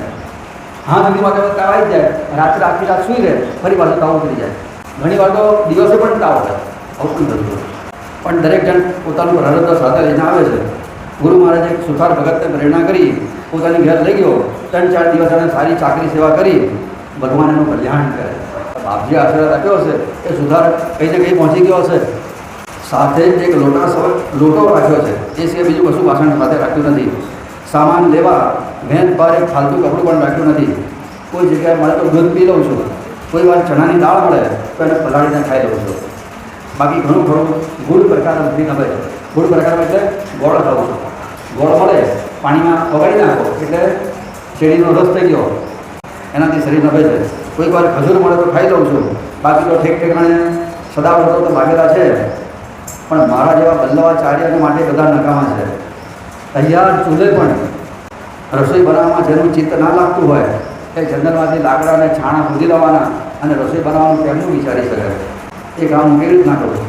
80થી 85 કિલોમીટર ચાલ્યો. આ એક દિવસની એમની યાત્રાની વાત છે કે 80 કિલોમીટર 50 કિલોમીટર એક દિવસમાં ચાલતા હતા.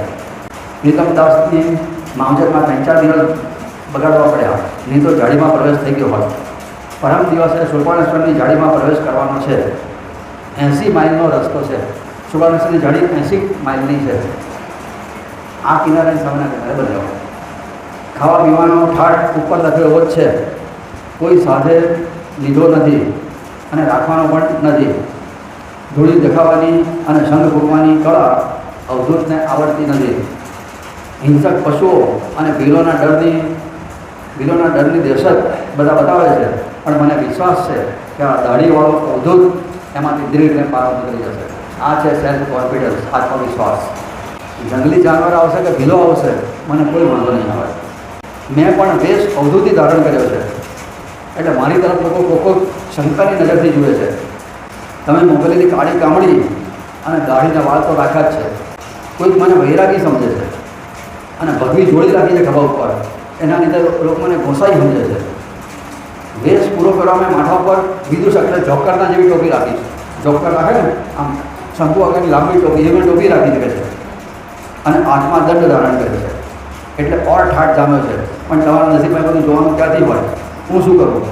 તમે ચાળો આવવાનું મળવામાં આવવાનું લખો છો, પણ મને લાગે છે કે તમે લઈ નહીં પહોંચી શકો. સામે આવવાનું મુકામ મારો નક્કી નથી. ચાળોની સામે એટલે પહોંચ્યા, ત્યાં હું ક્યારે પહોંચીશ નક્કી નથી, એટલે તમે ત્યાં ના આવતા. આ રીતના પરિક્રમાની શરૂઆત કરેલી. પછી સુરપાણેશ્વરની જાળીમાંથી એમણે પત્ર લખે છે વચ્ચેથી કે આજે તો જળ સમાધિ થઈ જવાની હતી, પણ ગુરુ મહારાજે મને બચાવી લીધો. ભીલો જ્યાં આગળ સતાવે છે એ જગ્યાએ મને કોઈ તકલીફ ના પડી, ધીરે ધીરે મટાવી ગયો. જાળીનો પ્રવાસ અત્યંત કષ્ટનો છે અને ટિપિકલ સાધુ ભિક્ષા માગવા માટે જાય તો એને અન્ન મળવાની ભરોસો નથી. ત્યાં મારા જેવાના તો શું મળે? દુઃખતું સુખતું જે મળ્યું તે ચલાવી રહ્યું છે. આજે છઠ છે, હાંભેશ્વર આવ્યો છું. અહીંથી 3 દિવસનો સીધો મળે છે, પણ મને તો એક ટન મળ્યો નહીં. કેમ કે મંદિર સામેના કિનારે છે, બહુ પાડીને થાકી ગયો, કોઈ આવ્યું જ નહીં. ગિરનારની સાધુઓનો અડધી જાળીમાંથી સાથ થયો છે. એ ગિલોના ઝૂંપડામાંથી મકાઈ લઈ આવે છે અને મકાઈ ખાઈને ચલાવી લઉં છું. એક શેક્યા કંઈ સૌનો શેકતો નથી. પછી બાજુ લખે છે કે મને ભલે ગમે છે તકલીફ પડે, પણ મારા ભક્તોને કોઈ તકલીફ પડવી જોઈએ નહીં. રણાપુરના ભાડામાંની એક આ પ્રસંગમાં યાદ આવે છે. એ વખતે રણાપુરની આગળ એક માતાજીનું મંદિર છે, ત્યાં એમનો મુકામ હતો. જોડે બધા ભક્તો પણ હતા. અને એ વખતે બાપજી કહે છે આ મારી મા બહુ દયાળુ છે, કે મને ભૂખો રાખશે પણ તમને લાડવા ખવડાવશે. આ મને ભૂખો રાખશે તમને લાડવા ખવડાવશે આવું. અને એટલી વારમાં એ મંદિર છે ને ઊંચાઈ ઉપર છે, ત્યાં એ લોકો બેઠા અને દૂરથી ચુનીલાલ આવતા દેખાયા. એટલે એવું બાપજી પેલા ચુનીલાલ આવે છે. બાપજી કે ચુનીલાલ નહીં આવતા, તમારા લાડવા આવે છે. અને ચુનીલાલ છે ને આટલો મોટો ડબ્બો ભરી લાડવા લઈ જાય અને બધા 4-4, 5-5 લાડવા ઝાપડ્યા. બાપજી તો લે નહીં. એટલે બાપજી બોલેલા, ગમતમાં બોલેલા કે માં મને ભૂગો રાખે તમને લાડવા ખવડાવશે. અને ખરેખર ચુનીલાલ આવે તો લાડવા લઈને જ આવ્યા. અને બાપજી કાંઈ પરિક્રમા હોઉં કે પરિક્રમા ના હોઉં, હું ગમે ત્યારે ચલાવી લઉં, પણ મારા ભક્તોને તો બપોરે 4 વાગે એટલે ઠંડુ પીવડાવો, ગરમીના ચડાવો. અત્યારે 4 વાગે એટલે ગરમીનો સમય છે, બાપજીએ મોકલ્યું છે તો આપણે પ્રસાદ લઈ આવીએ, પછી બાપજીને આગળની પરિક્રમા જોઈશું. ત્યાં સુધી માત શ્રી નર્મદે